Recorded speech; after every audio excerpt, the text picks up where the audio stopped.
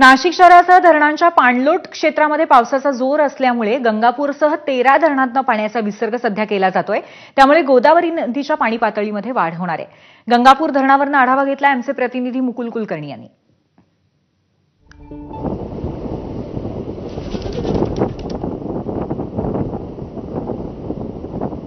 नाशिक शहरासह जिल्हाभरामध्ये गेल्या 2 दिवसापासून संततधार पाऊस सुरू आहे।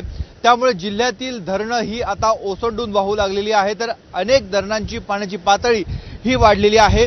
आज मितीस नाशिक जिल्ह्यातील 23 धरण प्रकल्पांपैकी 7 धरणं ही 100% भरली आहे, तर 13 धरणांमधनं पाण्याचा विसर्ग सुरू आहे। आजचा नाशिक जिल्ह्यातील उपयुक्त पाणीसाठा हा जवळपास 71% झाला आहे। मागील वर्षी याच कालावधीमध्ये तो अवघा 11.62% होता।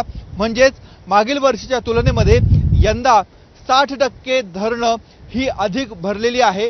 जुलै महिन्याच्या सुरुवातीलाच नाशिक जिल्ह्यातील 23 पैकी अनेक धरणं ही 50% पेक्षा जास्त भरली आहे। 7 धरणं तर 100% भरलेली आहे। आपण आता गंगापूर धरणावर आहोत।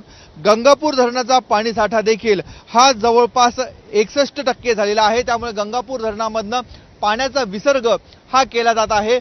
सकाळपासून 5186 क्युसेक वेगाने पाण्याचा विसर्ग सुरू होता, मात्र टप्प्याटप्प्याने त्याच्यामध्ये वाढ केली जाणार आहे। 11 वाजेनंतर या विसर्गामध्ये 1000 क्युसेक वेगाने वाढ केली जाईल आणि साधारणतः 6000 क्युसेक वेगाने पाण्याचा विसर्ग हा गोदावरी नदीपात्रामध्ये सोडला जाईल। इथून पुढे हे पाणी जायकवाडीच्या दिशेने झेपावत आहे।